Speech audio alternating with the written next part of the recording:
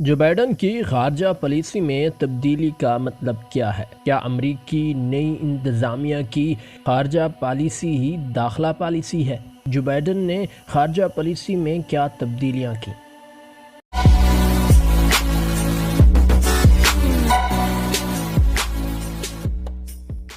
السلام علیکم، میں ہوں افتخار احمد اور ہم آپ کو یونیورس آف ریالٹی میں خوش آمدید کہتے ہیں۔ امریکی صدر جو بائیڈن نے اقتدار سنبھالنے کے بعد سے اپنی خارجہ پالیسی پر پہلی تقریر کی۔ انہوں نے ڈونلڈ ٹرمپ کے امریکہ فرسٹ ایجنڈے کے 4 برسوں کے بعد اسے ریسیٹ کے طور پر پیش کیا۔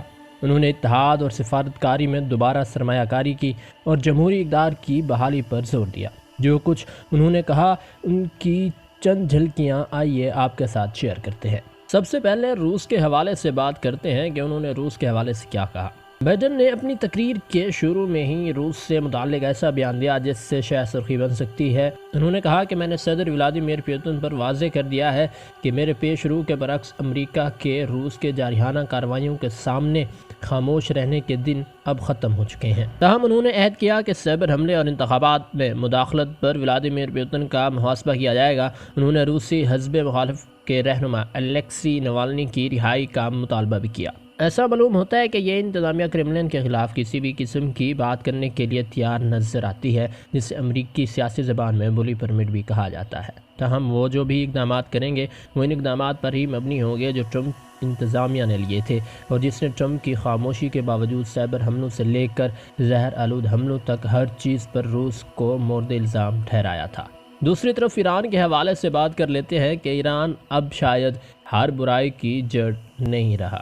بائیڈن کی تقریر میں جو کچھ نہیں کہا گیا وہ بھی کافی اہمیت کا حامل ہے۔ مثلا انہوں نے ایران کے متعلق اشارہ تک نہیں کیا۔ اس کے متعلق خاموشی تو تقریباً چکرا دینے والی ہے، کیونکہ ٹرمپ کے وزیر خارجہ مائک پومپیو تو تہران کو مشرق وسطی میں تمام برائیوں کی جڑ بتایا کرتے تھے۔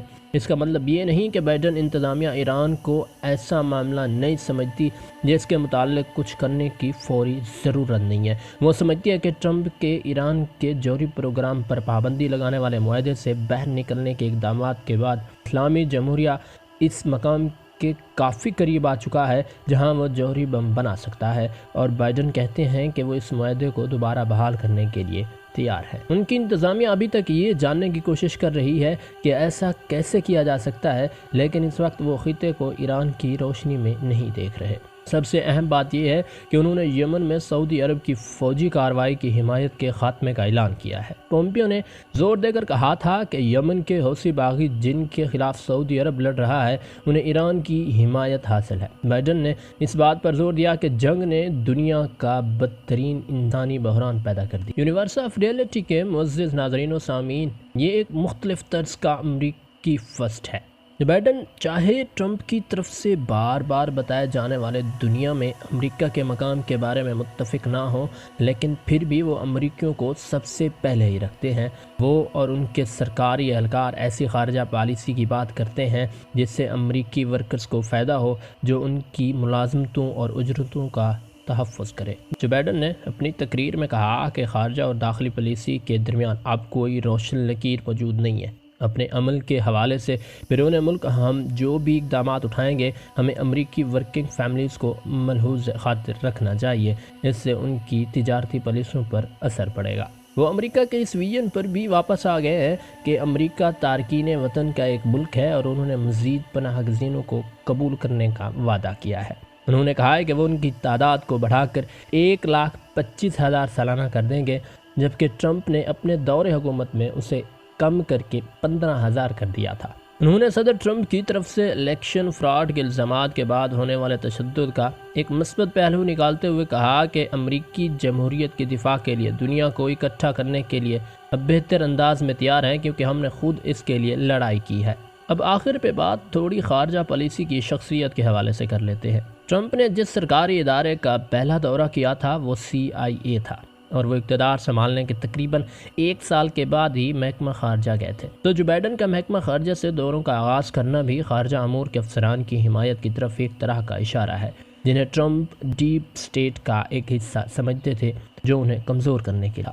دنیا کے لیے امریکہ اب واپس آ گیا ہے، جو اپنے اتحادیوں کے ساتھ کثیر الجہتی ماحول میں باہمی مسائل سے نپٹنے کے لیے اپنی مصروفیات دوبارہ شروع کرنے کے لیے تیار ہے، جو کہ جو بائیڈن ٹیم کا ایک منترا بھی بن گیا ہے۔ لیکن یہ دورہ اس بات کا بھی مظہر تھا کہ بائیڈن کون ہے، ایک ایسے سابق سینیٹر اور نائب صدر جن کے پاس کئی دہائیوں کی خارجہ پالیسی کا تجربہ ہے۔ ان کے وزیر خارجہ اینٹونی بلنکن کا، جو ان کے ساتھ تقریباً 20 سال سے کام کر رہے ہیں، کہنا ہے کہ میں ابھی بھی ان کے ساتھ چلنے کی کوشش کر رہا ہوں۔ امریکہ کی اس نئی خارجہ پالیسی کے حوالے سے آپ کا کیا کہنا ہے؟ آپ اپنی رائے کا اظہار کامنٹ باکس میں ضرور کیجیے، اور اگر آپ کو ویڈیو پسند آئی ہے تو ویڈیو کو لائک کر دیں اور اپنے دوستوں کے ساتھ شیئر کر دیں، اور جو ساتھی ہمارے ساتھ نئے جڑے ہیں ان سے درخواست ہے کہ ہمارے چینل کو سبسکرائب کر دیں تاکہ ہماری ہر آنے والی نئی ویڈیو آپ کو بر وقت مل سکے۔ اپنا اور اپنے پیاروں کا خیال رکھیں۔